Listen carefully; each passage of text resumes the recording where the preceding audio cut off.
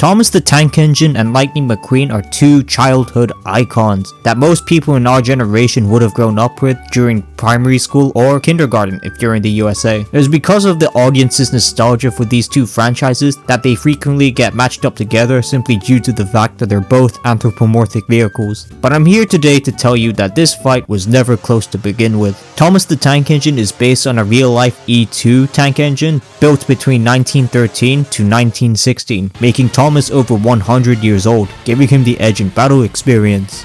And this is backed up in the Island of Sodor guidebooks, written by the author of Thomas himself, Reverend W. Awdry. So anything the E2 can do, Thomas can do as well. These engines weighed in over 53,600 kilograms and could pull 100 to 200 tons, meaning Thomas in theory could pull over 100 NASCARs.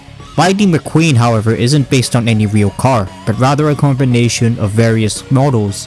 His build is most similar to the C6R Colvert, which weighed approximately around 1,000 kilograms. Even in the TV show, we see Thomas and his friends casually smash through dentist houses and barbershops, putting Thomas comfortably in the wall level to small building tiers of destructive capacity. Where, as we have seen in Cars 3, Lightning McQueen is nowhere near as strong and durable. The only thing Thomas gets outclassed in is speed. The E2 tank engine's highest recorded speed was around 60 miles per hour, possibly 70. This sluggish number is nothing compared to Lightning McQueen's top speed, where he could go over 200 miles an hour, as recorded in Cars 3. Even if we use Thomas's high-end speed feat of him outperforming Spencer, an LNER Class 4 Pacific Streamline Tender engine, it would only get him to around 126 miles per hour, nowhere near McQueen's top speed.